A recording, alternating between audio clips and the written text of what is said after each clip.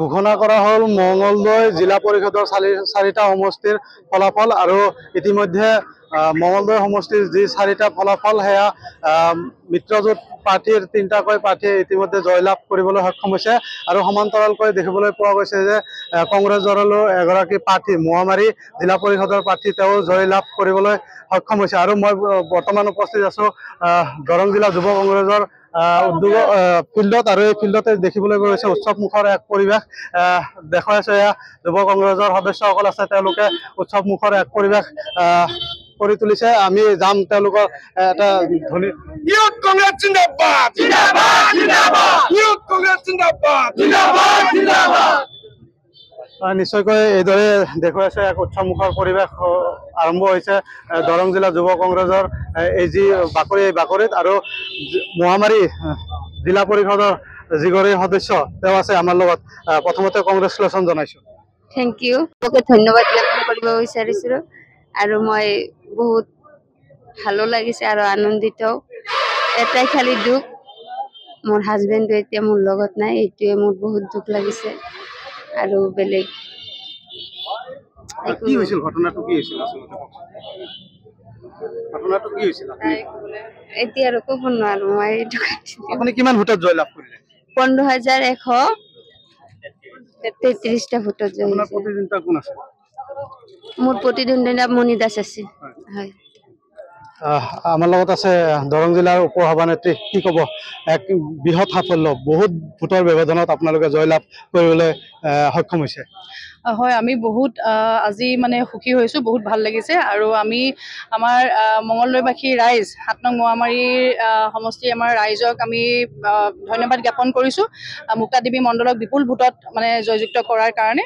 আৰু মানে আমি যিখিনি মানে বাধা পাইছিলোঁ, আপোনালোকে এটা ঘটনা জানে, মুক্তাদেৱী মণ্ডলৰ মানে হাজবেণ্ড নিৰ্মল মণ্ডলক কেনেদৰে মানে আপোনাৰ জেললৈ প্ৰেৰণ কৰিলে সেইটো আপোনালোক সকলোৱে জানে।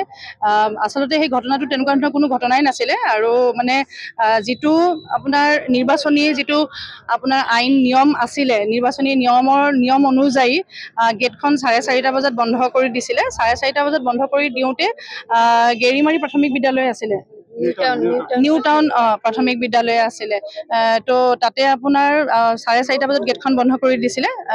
বন্ধ কৰি দিওঁতে বহুতখিনি ওচৰৰ ৰাইজে ভোট দিবলৈ পৰা নাছিলে, যিহেতু টাইমৰ পিছত আহিছিলে। আৰু আমাৰ তাতে মুক্তাদেৱী মণ্ডলৰ মানে স্বামী, তেখেত আপোনাৰ ইলেকশ্যন এজেণ্টো আছিলে। তো তেখেতো আছিলে, তেখেতকো মানে সোমাবলৈ দিয়া হোৱা নাছিলে। তেনেকুৱা ক্ষেত্ৰত তেখেতে নিৰ্মল মণ্ডলে সোমোৱাও নাছিলে, যিহেতু প্ৰশাসনে এইটো নিয়ম কৰিছে, নিয়ম ভংগ তেখেতে কৰা নাছিলে। কিন্তু সেইখিনি সময়তে আমাৰ দৰং জিলাৰ যিগৰাকী আপোনাৰ ডিষ্ট্ৰিক্ট প্ৰেচিডেণ্ট, তো তেখেতৰ লগত আৰু প্ৰায় 8-10জনমান মানুহ আহিছিলে। আহি পিনে তেখেতসকলে গেটৰ ভিতৰত প্ৰৱেশ কৰিছিলে যেতিয়া ভোটিং হৈ আছিলে সেইখিনি সময়ত। তেতিয়া এটা হুলস্থুলীয়া পৰিৱেশ এটা হৈছিলে, তাৰে স্থানীয় ৰাইজে মানে প্ৰটেষ্ট কৰিছিলে, কিয়নো ৰাইজক সোমাবলৈ দিয়া হোৱা নাছিলে।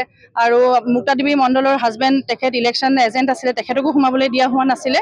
তো তেখেতসকলে এটাই কথা কৈছিলে যে নিয়মটো যিটো হ'ব লাগে চবৰে কাৰণে হ'ব লাগে, এইটো কংগ্ৰেছ বিজেপি এছবি বুলি কথা নহয়, সকলোৰে কাৰণে নিয়ম একেই হ'ব লাগে। তেনেকৈ কওঁতে তেতিয়া তাতে উপস্থিত থকা যিসকল আৰক্ষী বিষয়া আছিলে, তো তেখেতসকলে ডিষ্ট্ৰিক্ট প্ৰেচিডেণ্টগৰাকীক তাৰ পৰা আৰু তেখেতৰ লগত থকা যিসকল ব্যক্তি আছিলে তেখেতসকলক তাৰ পৰা তেখেতসকলে মানে উলিয়াই দিছিলে, কেম্পাছৰ পৰা বাহিৰলৈ উলিয়াই দিছিলে। এই কেম্পাছৰ পৰা বাহিৰলৈ যেতিয়া উলিয়াই দিছিলে, তেতিয়া নিৰ্মল মণ্ডলক আহি পিনে প্ৰেচিডেণ্টে এটা কিবা মানে গাত কিবা ধাক্কা মাৰিছে এনেকৈ, আৰু লগে লগে কৈছে এছপিক ফোন কৰা, কিবা মানে এৰেষ্ট কৰিব, এনেকুৱা কথা ক'লে। তেনেকৈ ধাক্কা মৰাৰ কাৰণে ৰাইজো অকণমান হ'ল, তো এটা তৰ্ক বিতৰ্ক এটা পৰিৱেশ এটা হৈছিলে। কিন্তু পিছত তাত উপস্থিত থকা আৰক্ষী বিষয়াসকলে দুয়োটা পক্ষকে ধুনীয়াকৈ ৰাইজক ধুনীয়াকৈ বুজাই মেলি মানে পৰিস্থিতিটো ধুনীয়াকৈ চম্ভালি লৈছিলে। আৰু তাৰপিছত মানে নিৰ্মল মণ্ডলো ওলাই আহিছিলে আৰু প্ৰেচিডেণ্টৰ লগত থকা ব্যক্তিসকলো ওলাই আহিছিলে আৰু ৰাইজো তাৰ পৰা মানে গুচি আহিছিলে। কথাটো সিমানখিনিয়ে আছিলে। আৰু সেইটো ভিডিঅ' ফুটেজ চবৰে ওচৰতে আছিলে আৰু এতিয়াও আছে। ৰাইজৰ বহুত ৰাইজে সেইখিনি ভিডিঅ' ফুটেজ কৰিছিলে। আজিকালি কিবা এটা ঘটনা হ'লে ৰাইজে ভিডিঅ' ফুটেজ মানে ভিডিঅ' লয় ন মানে মোবাইলত। তাৰপিছতে ৰাতি প্ৰায় মানে কিমান মানে 12টামান বজাত মুক্তাদেৱী মণ্ডলৰ ঘৰলৈ পুলিচ আহিছিলে, আহি পিনে নিৰ্মলক বিচাৰি আছিলে। পিছত আমি গম পালোঁ যে নিৰ্মলক বিচাৰি মানে আছে অকল এই ঘটনাটোৰ কাৰণে ডিষ্ট্ৰিক্ট প্ৰেচিডেণ্টে এখন এজাহাৰ দিছিলে। ডিষ্ট্ৰিক্ট প্ৰেচিডেণ্টক দাৰে নে কিবা ডেগাৰে দি মাথাত মাৰিব লৈছিলে। মাৰিব লওঁতে বাওঁ হাতেদি তেখেতে ছেভ কৰিব লওঁতে হাতখনত তেখেতে আঘাত পালে, এনেকুৱা ধৰণৰ কথা এটা ক'লে। যিটো ঘটনা সঁচাকৈ যিটো এটা ড্ৰামা কৰিলে, এইটো আচলতে কৰিব নাপায় এজন ডিষ্ট্ৰিক্ট প্ৰেচিডেণ্ট। তো সেইটো বস্তু কৰিলে, কৰি পিনে আমি কিন্তু যিহেতু ঘটনাটো সেইটো অসত্য এটা ঘটনা, সেইটো সত্য নহয়, সেইকাৰণে মই নিজেই নিৰ্মল মণ্ডলক আৰু আমাৰ ইউথৰ আছিলে মানে প্ৰেচিডেণ্ট তেখেত, আমি গোটেইখিনিয়ে আমি নিৰ্মল মণ্ডলক আমি থানালৈ লৈ আহিছিলোঁ। থানাত OCও কৈছিলে সোধ-পোছ কৰিব বিচাৰিছিলে, আমি লৈ আহিছিলোঁ। ঘটনাটো এইটো ঘটনা একচুৱেলি, আৰু নিৰ্মল মণ্ডলেও এজাহাৰ দিছিলে। কিন্তু নিৰ্মল মণ্ডলে যিখন এজাহাৰ দিছিলে সেইখন ৰেজিষ্টাৰ নাই হোৱা এতিয়ালৈকে, আমি যিমানখিনি জানো। আৰু ডিষ্ট্ৰিক্ট প্ৰেচিডেণ্টে বিজেপিৰ ডিষ্ট্ৰিক্ট প্ৰেচিডেণ্টে যিখন দিছিলে সেইখনৰ ভিত্তিত নিৰ্মল মণ্ডলক ৰাখিও থ'লে, গোটেই দিনটো ৰাখি থ'লে, পিছদিনাখনলৈও ৰাখি থ'লে, আমি সকলোৱে দেখিছোঁ। তাৰপিছত হঠাৎ মানে আমি যেতিয়া সুধিছোঁ যে কেছটো কি হৈছে, ৰেজিষ্টাৰ নাই কৰা বুলি ক'লে। কিন্তু পিছত দেখিলোঁ তেখেতক মানে ৰেজিষ্টাৰ কৰি তেখেতক মানে জেললৈ প্ৰেৰণ কৰা হ'ল। এই ঘটনাটো সঁচাকৈ গৰিহণাৰ যোগ্য হয়।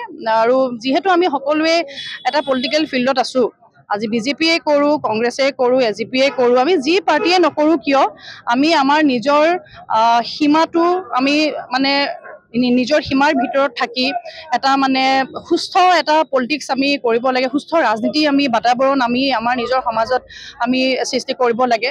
তেতিয়াহে উঠি অহা ডেকা চাম হওক, ভৱিষ্যত আমাৰ প্ৰজন্ম হওক, তেতিয়া ৰাজনীতি জগতখনলৈ আহিব, ৰাজনীতিত আমাৰ আহিব।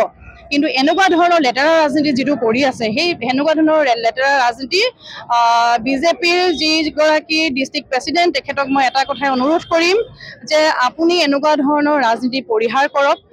এনেকুৱা ধৰণৰ ৰাজনীতিয়ে উঠি অহা চামক আমি সকলোৱে দেখি আছোঁ, সেইটো মানে বেয়া দেখি, সেইটো শোভা নাপায়, মিছা কথা ক'ব নাপায়, সেইটো কথাই খালি মই ক'ম।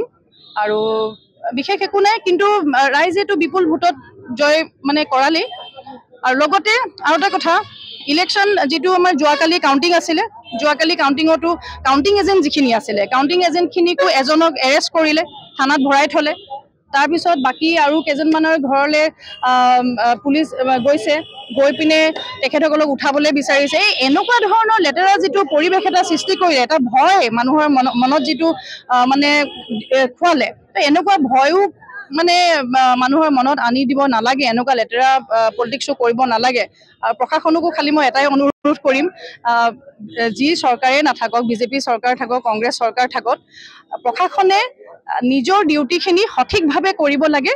আৰু ধৰক বিজেপি চৰকাৰ আছে বুলিয়ে তেখেতসকলে কিবা এটা ক'লে বুলিয়েই যে মিছা এটা অপবাদ যেনেকৈ নিৰ্মল মণ্ডলক দি পিনে ধৰক আপোনাৰ জেললৈ প্ৰেৰণ কৰিলে, আজি কাইলৈ পৰহিলে কংগ্ৰেছ গভৰ্ণমেণ্ট আহিব, কংগ্ৰেছৰ মানুহেও যদি আমিও যদি তেনেকুৱা ধৰণৰ কিবা এটা যদি মিছা অপবাদ কাৰোবাক দিওঁ ধৰক, তেনেকৈ তেওঁলোকে ধৰক মানে হাৰাছমেণ্ট কৰিব।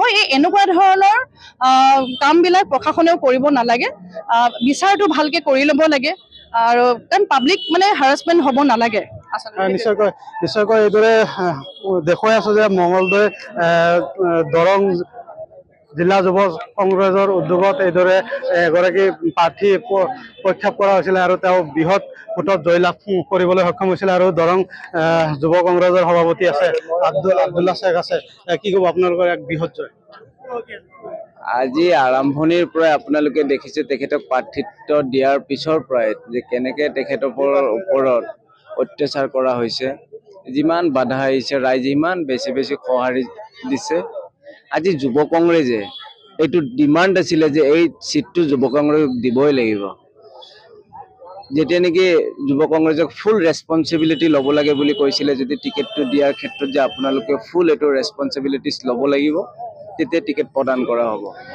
আমি যুৱ কংগ্ৰেছে ফুল দায়িত্ব লৈছিলোঁ, দায়িত্ব লৈ তেখেতক টিকেট দিলে। আৰু আমি যেনেকৈ ৰাইজৰ মাজত সোমাব লাগে, যেনেকৈ ৰাইজৰ মাজত গৈ তেখেতৰ হৈ প্ৰচাৰ চলাব লাগে, নিৰ্বাচনী প্ৰচাৰ, entire youth Congress, parent Congress যিখিনি আছে, আমি সন্মিলিতভাৱে গোটেইখিনি মানুহে একত্ৰিতভাৱে আমি যুঁজ দিছিলোঁ।